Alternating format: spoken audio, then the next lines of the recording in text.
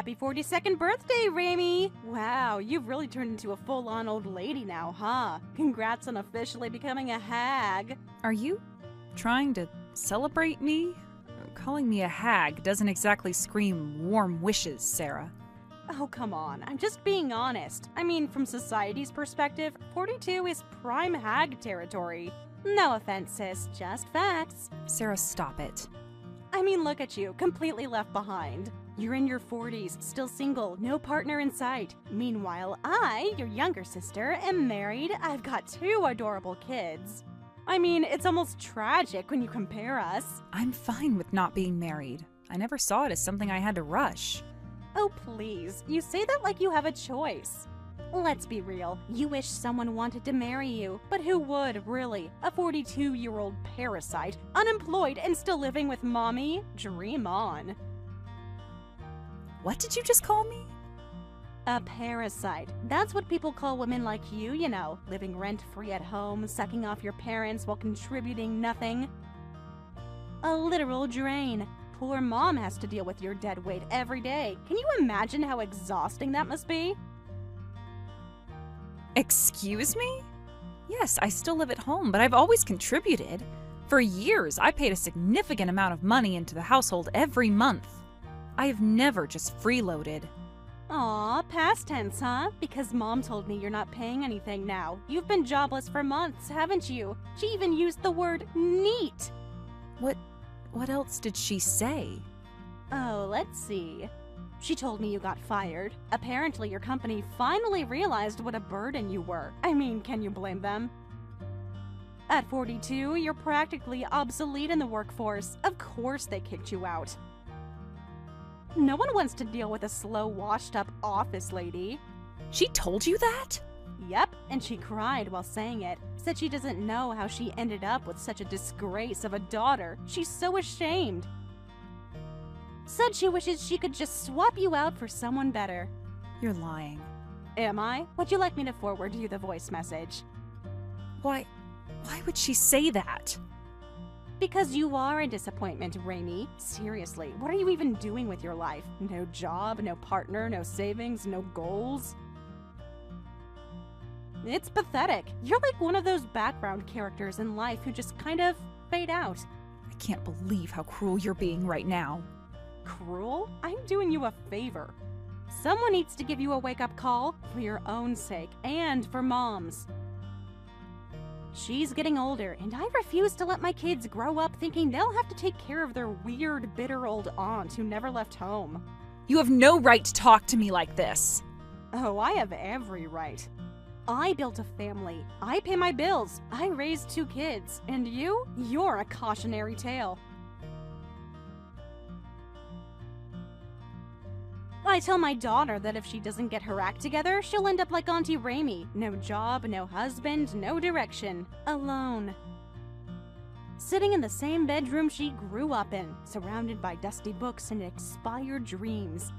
Get out of my life, Sarah! You're mad because it's true. The truth hurts, doesn't it? You don't know anything about what I've been through. You don't know how hard I worked, how much I sacrificed. You just sit there in your smug little marriage bubble acting like you're better than me. Because I am better. And don't blame me for the choices you made. You stayed stuck. You let life pass you by. I chose to support Mom when you moved out and never looked back. I stayed because someone had to care for her when Dad died. You know that. But you call me a parasite? You've barely lifted a finger in this house in years. Don't try to play the martyr now. It's not working. I'm not trying to play anything, but you should remember families break apart over things like this. And if that happens, you'll be the one who caused it.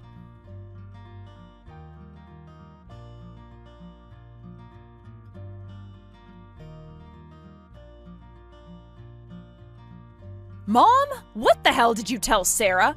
She just called me asking if I really got fired. Why would you say that? Why would you tell her something like that? Don't raise your voice at me. And for your information, I didn't lie. You're the one who's been lying all along, Raimi. You ungrateful daughter. What? Me?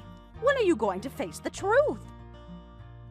You told me you quit your job because you had a better one lined up, but it's been months, Raimi. You're not working. You sleep all day, watch TV, and mope around this house like a ghost. Stop pretending. You were fired, weren't you? It's a misunderstanding, Mom. I do have another job offer. But after years of overworking myself, I needed a short break. So I negotiated a later start date. That's all. More lies. You said a short break, but it's been what, 4 months now? People in the neighborhood are talking. Just the other day, Mrs. Angie asked me if you were unemployed now. Do you know how humiliating that was? You didn't have to be humiliated. You could have just told her the truth, that I do have a job lined up. Nobody would believe that. And you know what? You've always been like this. Ever since you were a child, you've done nothing but bring shame to this family. Sometimes I wish I never gave birth to you. What? You heard me. You're a pathetic excuse for a daughter. Your sister got married in her 20s, gave us beautiful grandchildren, and now balances work and motherhood like a pro. She's accomplished, she's reliable, she's everything a mother could hope for. And you're 42, single, jobless, and hiding like a coward under our roof. I can't believe you're saying this to me. You've always favored Sarah, always. She could do no wrong in your eyes, and I was never praised, never once. You only ever yelled at me, blamed me, ignored anything I did right. Maybe because you never did anything worth praising. Sarah has always been sharp and confident. Even her daughter Sarah is remarkable. Smart, beautiful, obedient, just like I was at her age. She's already in the top 10 of her grade every year. Now that's a child to be proud of. And who do you think helped her study? Who do you think sat with her for hours every night going over her textbooks? That was me, Mom. You told me to put her studies before my own. I gave up my own work and my own career progress because you said Sarah needed me more. And when her test scores dropped, you blamed me. When they improved, you gave her all the credit and never once acknowledged my help. Oh, please. And do you even realize? Sarah had cosmetic surgery, Mom. She didn't inherit your perfect nose or eyes. She paid to change them. You keep bragging about how much she looks like your younger self, but guess what? That face, not even hers anymore. Don't you dare say that about her. You're just trying to drag her down with you. You've always been jealous of your sister, and now her daughter too. Instead of working on your own miserable life, you sit around throwing dirt at the people who actually did something with theirs. You think I wanted this life? You think I planned to be 42, alone, and constantly berated by my own mother? I stayed in this house for you.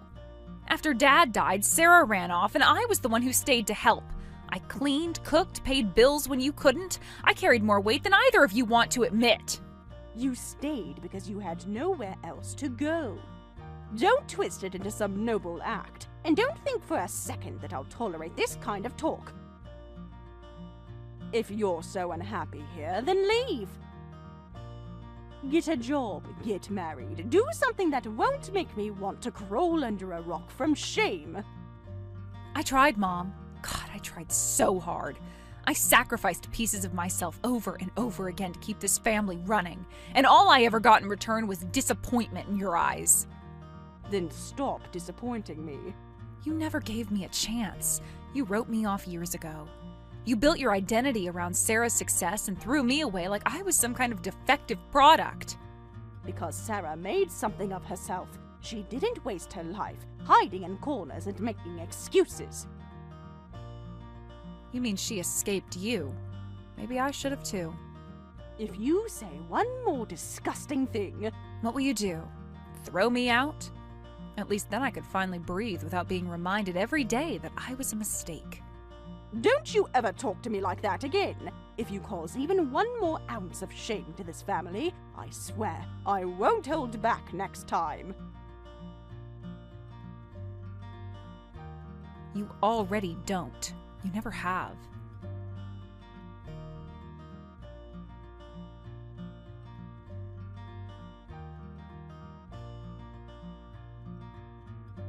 Remy, doing okay out there? I bet you're freaking out right now, standing outside and realizing you can't even get into the house anymore. Classic. Wait, how did you know? I just got back from a solo hot spring trip yesterday. I walk up to the front door and it won't open. Don't tell me. You changed the locks? Ding ding ding, we have a winner. Yeah, I changed them. The real estate agent said we had to switch them out when we sold the place. Apparently, the new owners don't want ex-tenants sneaking back in. Go figure. Sold? What do you mean? Sold the house? You actually went ahead and sold our family home without telling me? Yep, sold it while you were off soaking in mineral water and pretending life was fine. So yeah, you don't live there anymore. You're joking. You seriously sold the house behind my back? What about all my stuff? Oh, your stuff? Well, since you weren't around, and honestly, it was a lot of junk, I just sold it too. It was easier that way, less clutter for the new buyers. Are you actually insane? You waited until I left for a trip. Planned the whole thing, didn't you? What can I say? You finally took my advice for once. Go enjoy a vacation, clear your head, right? Perfect window of opportunity. I'll admit, I'm impressed with myself. Wish I could have seen your face when the door didn't open, though. Bet that was priceless. Unbelievable. You're making a joke out of this like it's nothing. Where are Mom and Dad now? Where did they move? Now, why would I tell you that? Let's be clear. Our new house doesn't include you. You're not invited. Wait, you're living with them? Surprise! They asked me to move in after we sold the old place. They wanted a fresh start and figured, hey, why not build a brand new house and live together again? And guess what? I didn't pay a dime. They covered everything. You've got to be kidding me. Not even a little. It pays to be the favorite, doesn't it? New house, free childcare help, home-cooked meals. I hit the jackpot. Of course they're enjoying it. They finally got rid of the daughter who spoke her mind and kept the one who always played the perfect angel.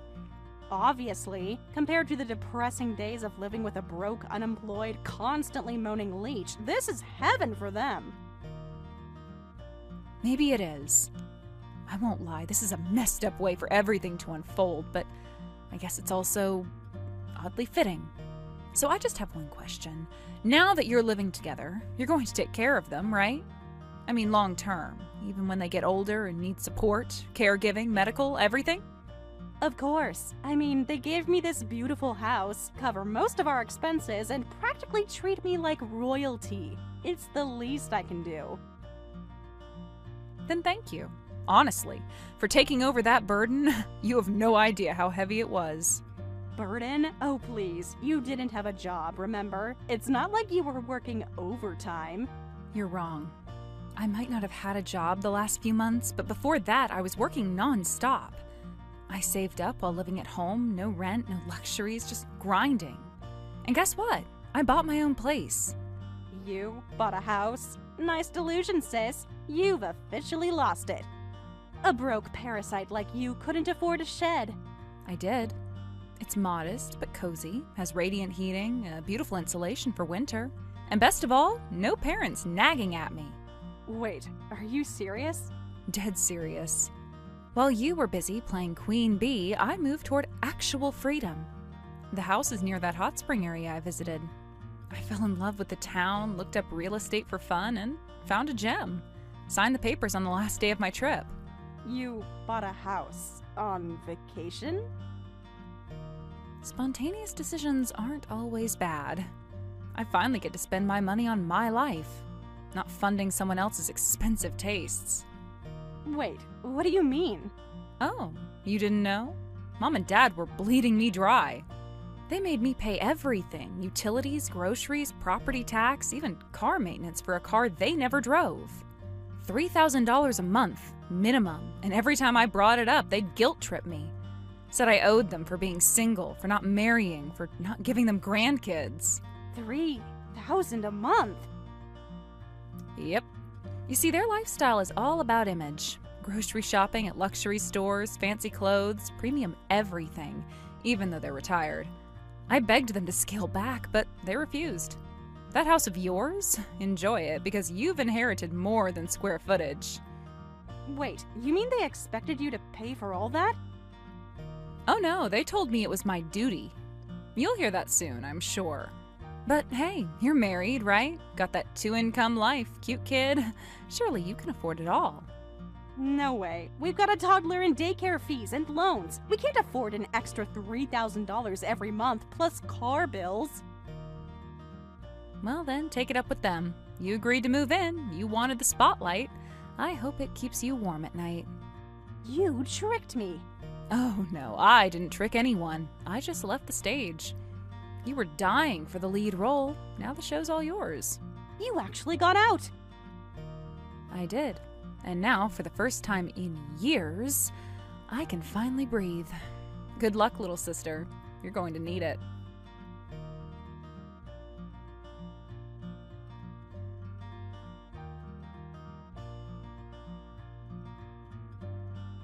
I just talked to Mom and Dad, and they were totally expecting us to cover all their living expenses.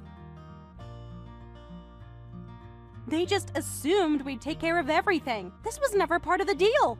Well, it's a good thing you checked with them early. No, it's not good. Not even close. It's actually a full-blown disaster. What are you talking about?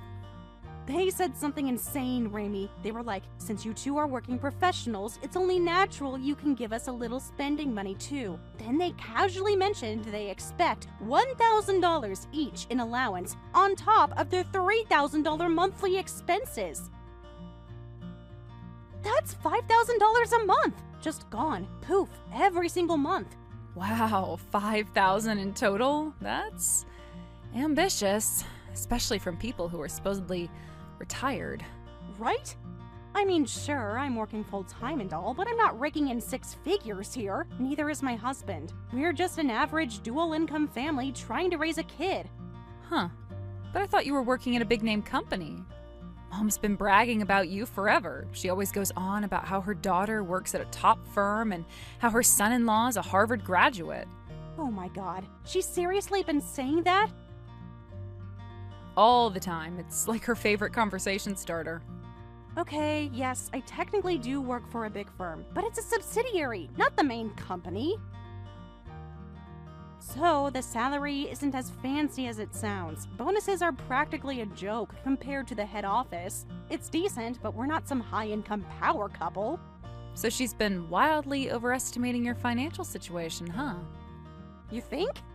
And my husband might have gone to Harvard, but academics were the only thing he was ever good at. He's sweet, but honestly, he's terrible at managing his workload.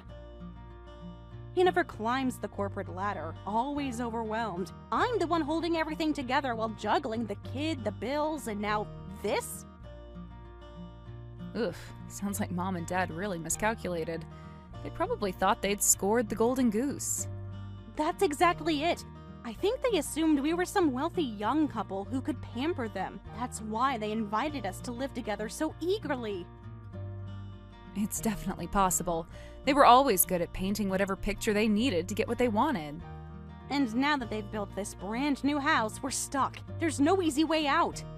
They've moved in, they're cozy, they expect to be waited on and funded. Well, you could always sell the house. Put a price tag on that dream of theirs and see how they react. Very funny. You know I can't just kick them out. I'd look like the villain. They've already started telling people how we're one big happy family under one roof. You should have seen this coming. They've been using you as a piggy bank for years. I warned you the day you agreed to this. Yeah, well, I didn't expect it to go this far, and you didn't exactly make it easy for me either. You left, remember? Sold the house out from under me, disappeared to some hot springs town, and dropped this whole mess on me like it was a cute prank. Correction, I finally escaped. And I gave you a golden opportunity to see things for what they were. If you're this stressed after 1 week, imagine how I felt for years. Okay, fair, but you had no right to make that decision alone. I had stuff in that house, memories. All of which I generously liquidated for you. You're welcome. Ugh, you're enjoying this way too much. I'm enjoying the poetic justice. You always acted like I was the irresponsible one clinging to the family home. But guess what? You took the bait, and now you're the one stuck with their bills, their drama, and their image-obsessed lifestyles. Seriously, Raimi, I can't afford this. Not $5,000 a month, not with a kid and rent and daycare. And Dad just mentioned they want to take a family cruise next spring. They expect us to pay for it. Wow, so they're planning vacations on your dime now too? How thoughtful. What am I supposed to do? Well, first you sit them down and explain reality. Tell them their fantasy budget isn't sustainable and that you've got your own responsibilities. If they want to live beyond their means, they'll have to fund it themselves. Do you think they'll listen? Mom starts crying at the first sign of criticism, and Dad just gets passive-aggressive. Then let them cry, let them sulk. It's not your job to maintain their illusions, especially when they're draining your family dry. I just thought, maybe, if I tried harder, they'd finally approve of me, you know? Maybe they'd stop comparing me to you. Oh, come on. You are the favorite. That's the irony here. You've got their affection, the compliments, the dinners, the bragging rights. I just got the bills. I didn't ask for any of that. I just didn't want to disappoint them. Well, congratulations. You made them very proud. And now they expect monthly tribute payments for it.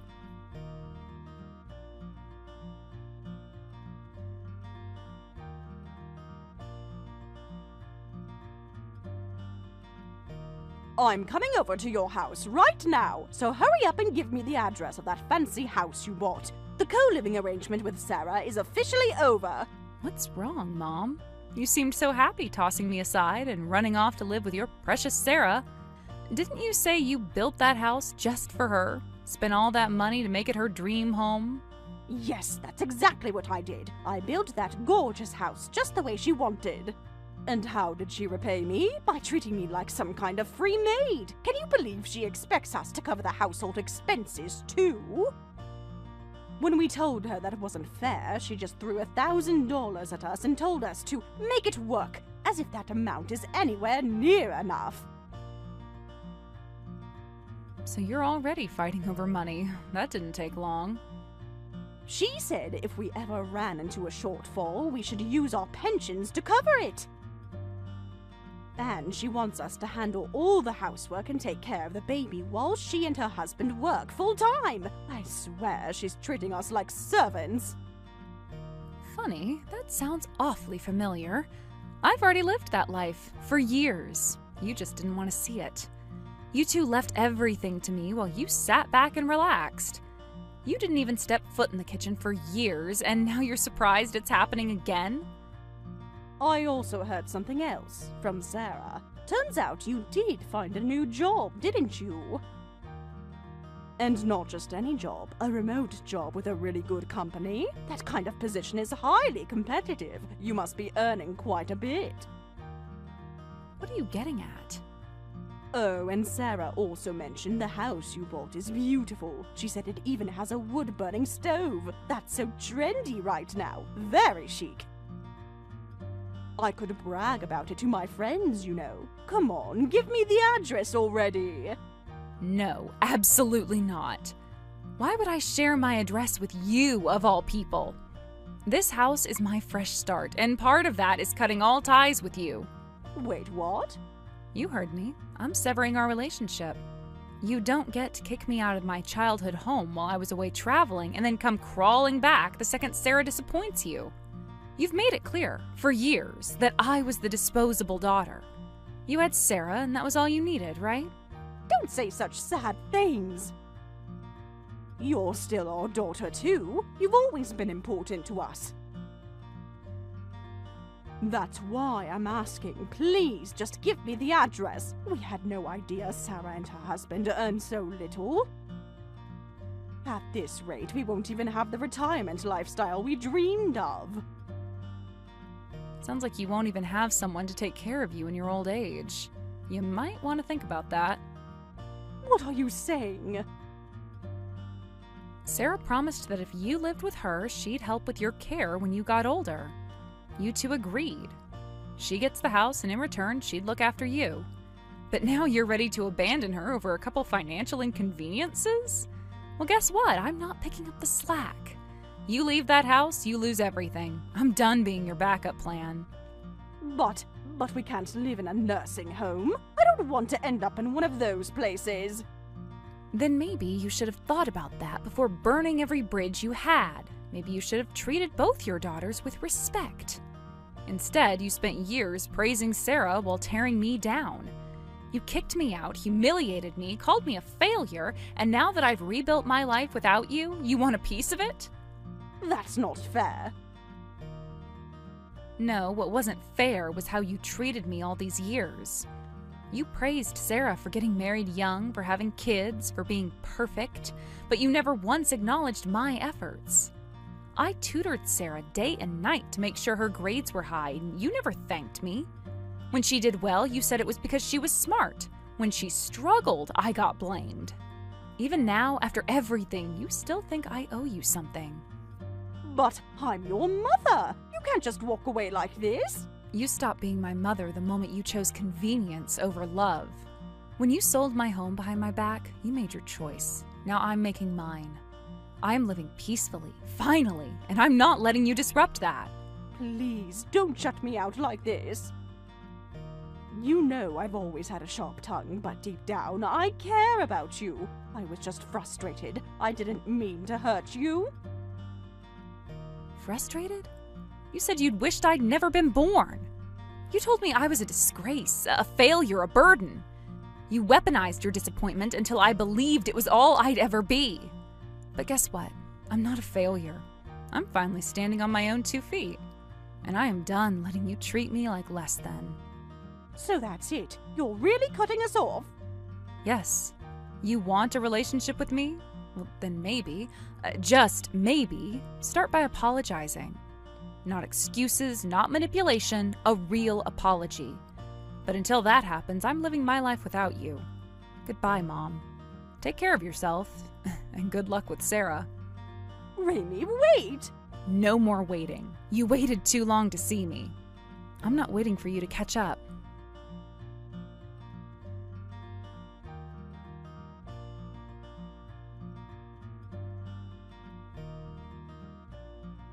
My parents quietly returned to live with my younger sister and her family, settling back into the house that caused so much conflict. Not long after, they all sat down to discuss how their life together would work moving forward, but as expected, every conversation ended in a stalemate. Our parents kept insisting, "We built this house. If you're going to defy us, pay us back every cent." They demanded a luxurious retirement, one where they wouldn't have to lift a finger. On the other side, my sister and her husband firmly held their ground, saying, "You should be grateful we're even willing to take care of you at all." The fundamental clash in expectations led to constant fighting. Things escalated when Sarah's husband finally exploded in frustration. "This isn't the life I signed up for," he yelled. "I told you letting your parents build our house was a mistake." Then, in a dramatic turn, he packed a few bags, took their daughter, and left, seeking refuge at his own family's place. Now, Sarah's stuck at a breaking point. Her parents are still under her roof, unwilling to budge on their entitled demands, while her husband has drawn a line in the sand. He's told her that unless she pays her parents back in full and ends the cohabitation, he doesn't see a way forward for their marriage. Sarah is caught between 2 impossible choices: buy out the house entirely and send our parents on their way, or let her marriage collapse completely. She's emotionally drained. The stress is etched into her face every time we talk. All the gratitude our parents once claimed to have for Sarah and her husband's willingness to house them has vanished. Now there's only tension, resentment, and a power struggle that has no clear solution. It's sad, really. All of this could have been avoided if our parents had come into this with humility and understanding. Instead, they brought entitlement, and now everything, Sarah's peace, her marriage, even the security of the home, is unraveling.